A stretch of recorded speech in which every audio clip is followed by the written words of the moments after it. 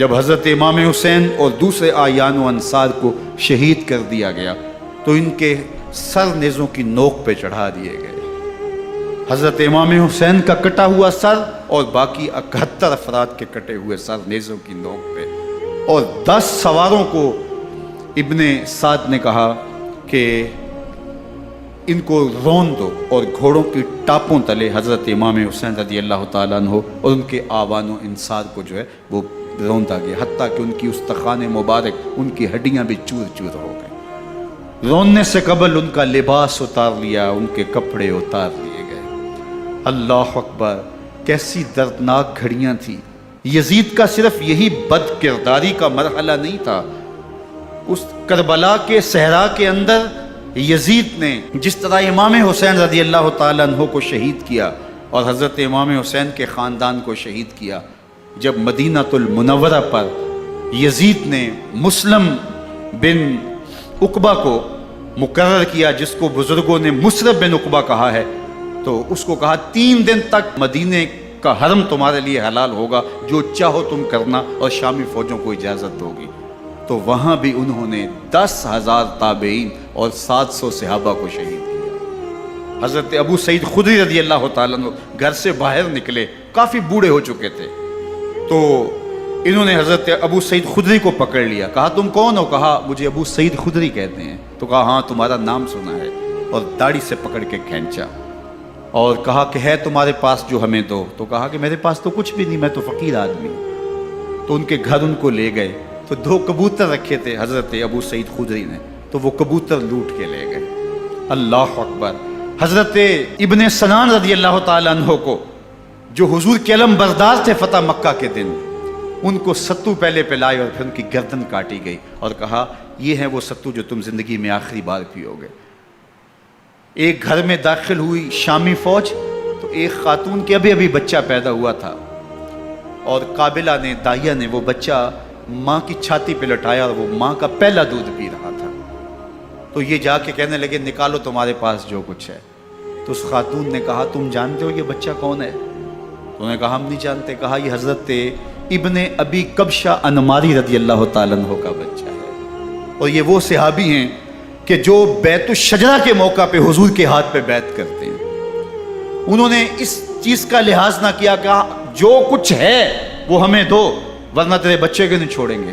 تو ماں بچے سے مخاطب ہو کے کہتی ہے، ابھی بچہ پیدا ہوا ہے اور ماں سے پہلا دودھ پی رہا ہے، کہ بیٹے اگر میرے پاس کچھ ہوتا، وہ قیمتی سے قیمتی چیز بھی ہوتی، تیری جان کے لیے قربان کرتی، لیکن اس وقت میرے پاس کچھ ہے نہیں۔ تو ایک شکی آگے بڑھا اور بچے کو ایک ٹانگ سے پکڑ کے کھینچ کے دیوار کے ساتھ پٹک کے مارا، جس سے دماغ کا بھیجا نکل گیا۔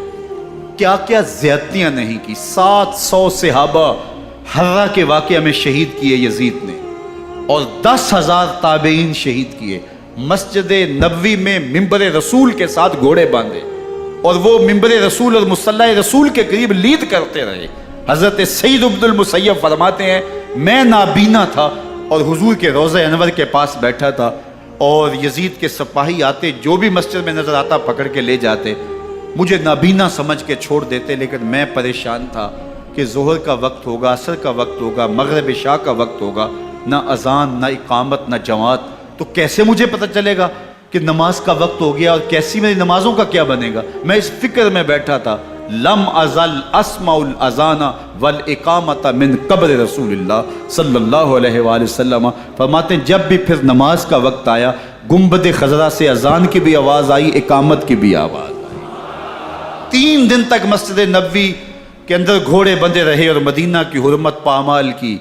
مدینہ کے گھروں کے اندر یہ بدکماش داخل ہوئے، اور جو بدکاریاں انہوں نے کی کلیجہ منہ کو آتا ہے۔ 1002 شیزائیں ان بدکاروں کی بدکاریوں کی وجہ سے کنواری حالت کے اندر حاملہ ہوئی۔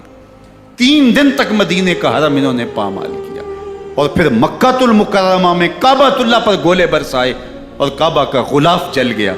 وہ تو یزید مر گیا، اور حضرت عبداللہ ابن زبیر رضی اللہ تعالیٰ عنہ نے اپنی خلافت کا اعلان کیا۔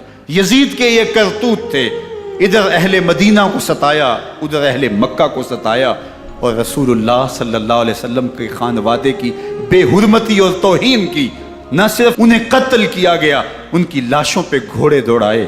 ابن سعد اور شمر جو ہے وہ خیموں میں داخل ہوا اور مخدرات اسلام کی چادریں چھیننے کی کوشش کی۔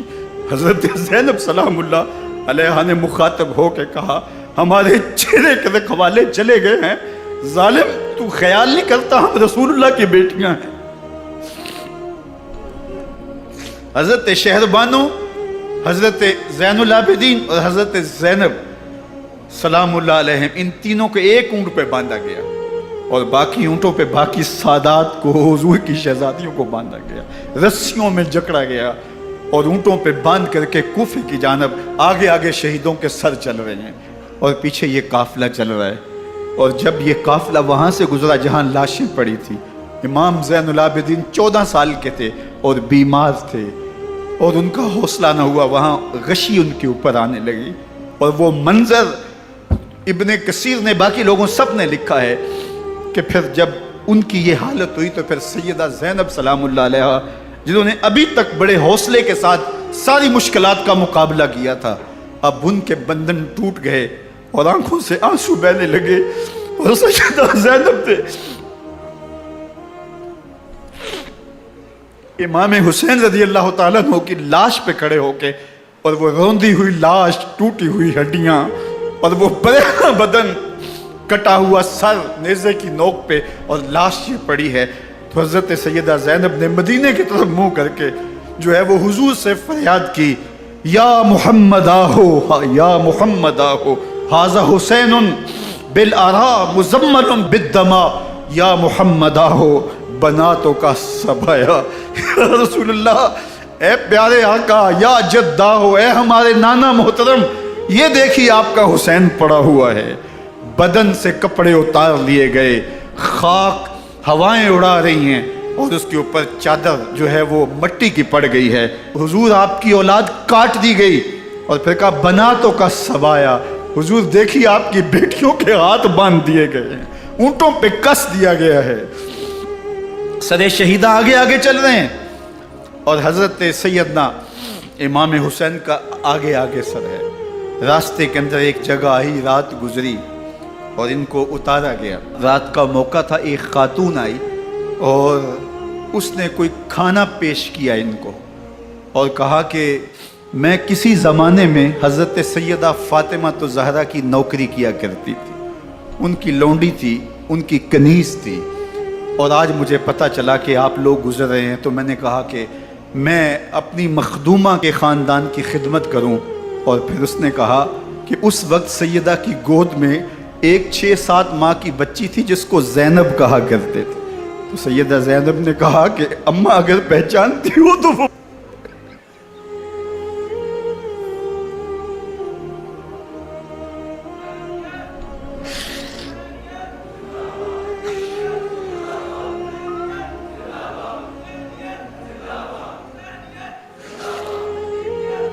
یہ تاراج اور لٹا ہوا کارواں پھر وہاں سے کوفے میں کیسے پہنچا، اور کوفے کے اندر سیدہ زینب سلام اللہ علیہ نے وہ یزید کے دربار میں، ابن زیاد کے دربار میں وہ جرأت آمیز جو باتیں کہیں، اللہ اکبر، زینب کی زبان میں علی کی خطابت بول رہی تھی، اور پھر دشمن اور دوست سارے رونے لگے، اور وہ کیا دل گداز منظر تھے۔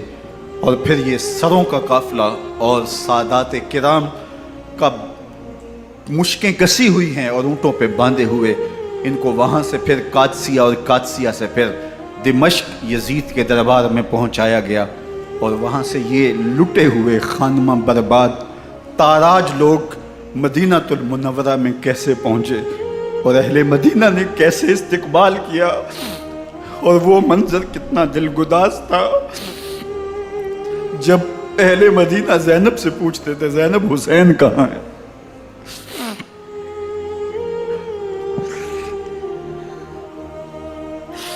بے مروت بے وفا تیرا بھی کیا افسانہ ہے، جس نے اپنی ہی شمع کو گل کیا تو وہ پروانہ ہے۔ اپنے پیغمبر کے شہزادوں کو اور اپنے پیغمبر کی شہزادیوں کو جو دکھ اس امت نے دیے، یہ کائنات کی ایک انوکھی داستان ہے۔ اللہ ہمیں اسوہ شبیری پہ عمل کی توفیق عطا کرے اور ان کے نقوش پا کی برکتیں دے، اہل بیت کی محبت ہماری روحوں میں جذب کر دے، اور جس عظیمت کے ساتھ، جس حوصلے کے ساتھ انہوں نے دکھوں کو جھیلا، جو دہکتی آگ کے شعلوں پہ سویا وہ حسین، جو جواں بیٹے کی میت پر نہ رویا وہ حسین، جس نے سب کچھ کھو کے کچھ نہ کھویا وہ حسین، مرتبہ اسلام کا جس نے دوبالا کر دیا، خون نے جس کے دو عالم میں اجالا کر دیا، جو کہ سوزے غم کو سانچے میں خوشی کے ڈھال کے مسکرایا موت کی آنکھوں میں آنکھیں ڈال کے۔ اے حسین ابن علی تم پر سلام، نازش آل نبی تم پر سلام۔ ذرا میرے ساتھ یہ پڑھ لیجئے، اے حسین ابن علی تم پر سلام،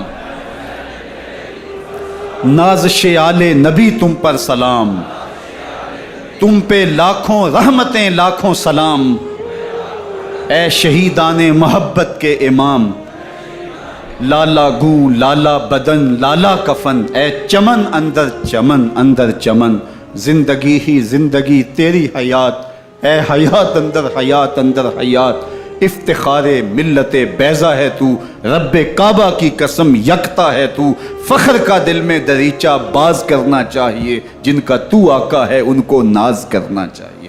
وآخر دعوانا ان الحمدللہ۔